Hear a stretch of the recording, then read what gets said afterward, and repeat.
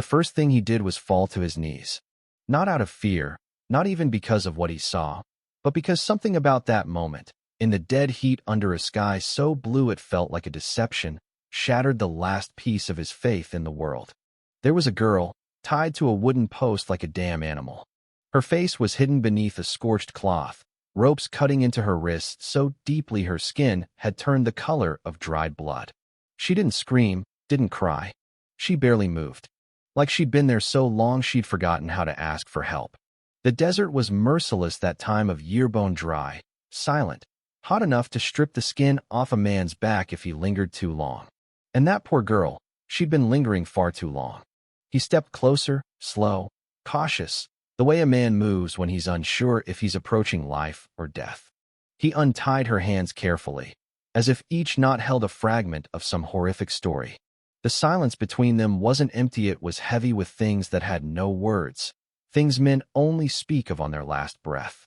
Then she whispered something that would haunt him longer than anything else. "Please don't judge me when you see." When he pulled back the cloth, he didn't flinch, but he dropped right there in the dirt. What had been done to her wasn't just violence, it was cruelty, precise, designed to erase her from the world and ensure no one could look her in the eyes again. But her eyes were still there, still human, still pleading not for rescue, but to be seen as a person again. That's what broke him. A woman abandoned by the world, punished for something she hadn't even said, and a man who thought he was done feeling anything, realizing this stranger had just brought him back to life. Somewhere in that godforsaken patch of desert, surrounded by silence and summer heat, a broken man met a forgotten girl. And for a moment, the world held its breath. That was only the beginning. He didn't take her to the sheriff or to town. He took her home, well, what used to be a home. A rundown cabin near the hills outside Bisbee, a place no one came near anymore. Too many ghosts, too many memories. A broken porch, a rusted wash basin, and one room still holding the faint scent of a woman gone 10 years now. He hadn't touched her side of the bed since the fever took her. But that night, he laid the girl there gently, like she might crumble if he moved too fast. She didn't speak, didn't ask for water, didn't cry. She just stared at the ceiling, as if she were still tied to that post in the sun. He left her some bread, a clean cloth, a bucket of water, then sat out on the porch, staring at nothing. In the morning, the bread was gone, the cloth used, the bucket half empty, but the mirror above the washstand was still covered. That old mirror, untouched for years, found a way to drape a towel over it. She didn't want to see herself. Later that afternoon, he caught her holding a needle, hands trembling, eyes fixed on a scrap of fabric. She wasn't sewing, just holding it, like the memory of stitching was the only piece of herself she had left. He didn't say a word, didn't ask what happened, didn't even ask her name. And that's when she spoke again, her voice thin, dry, but clearer this time. "If I still remember how to sew," she said, "does that mean I'm still a person?" He didn't answer, just stood and left the room. When he came back that evening, a sewing frame sat beside the bed with a folded piece of clean, white cloth untouched, waiting. For a week, the cabin stayed quiet. She didn't say much, and neither did he. But a man can only sit in silence so long before the truth creeps in. It came out in pieces, little things she let slip when she thought he wasn't listening. A name here, a place there. By the third night, he had enough to see the picture, and it made his blood burn hotter than the Arizona sun. Her name was Clara. She'd been a housemaid for the county judge in Tombstone. The judge's son wasn't the type to take no for an answer. When she threatened to tell, they ensured she couldn't speak again, roped in the middle of nowhere. The law. The law was the judge. That was the moment Samuel made up his mind. He wasn't just keeping a stranger alive, he was sitting on a powder keg. So he saddled up. The next morning, Clara woke to an empty cabin and the fading sound of hooves in the hills. By noon, Samuel stood in the doorway of the Crystal Palace saloon. The judge's son was there, laughing with his buddies, full of whiskey and arrogance. Samuel didn't draw his gun, didn't raise his voice. He just tossed a folded piece of white cloth onto their table, the same one Clara had held that day in bed. The room went dead quiet. "You know who that belongs to?" Samuel said. No one answered, but the look on the boy's face told the whole town the truth. Sometimes justice ain't about bullets. Sometimes it's about making sure everyone sees the man for what he is. By the time Samuel rode out, no one in that saloon would sit with the judge's son again. If you've been with me this far, you can tell this isn't just another Western tale. It's about what a man chooses when the easy choice is to walk away.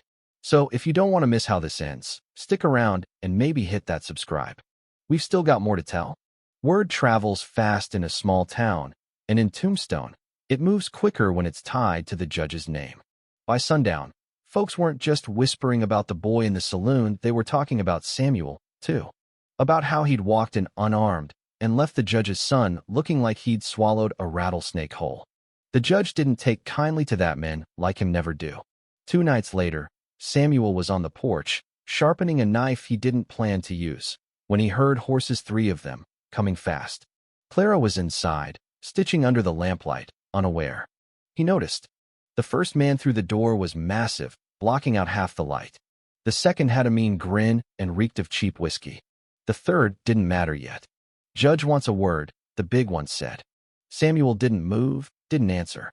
Then the whiskey breath one made a mistake. He stepped toward Clara, grabbed her arm. It happened fast. Samuel caught his wrist, twisted hard enough to make bone pop, and sent him face first into the wall. The man hit the floor before he knew what happened.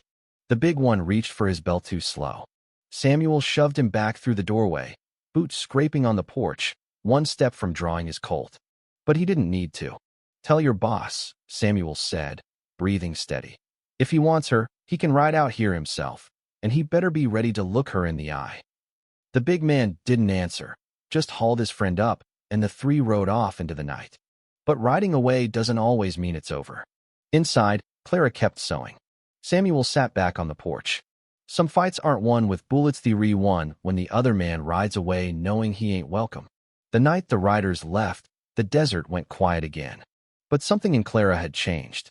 She stopped flinching at every sound, started leaving the mirror uncovered. Some mornings, Samuel caught her sitting on the porch, sewing under the first light, the way his wife used to. Days turned to weeks. The cabin, once just a shelter for ghosts, began to feel alive again. She mended old shirts, planted a patch of herbs out back, even laughed once when the mule tried to steal her bread. Samuel didn't push her to talk, but one evening, as the sun dipped behind the hills, she said she wanted to stay, not because she was scared to leave, but because, for the first time in a long while, she felt like more than the worst thing that had happened to her. He nodded, and they went back to watching the sky. People think the West was built by guns and gold. Truth is, most of it was built by quiet acts of keeping someone else alive long enough to find themselves again. One day, maybe Clara would leave, maybe not.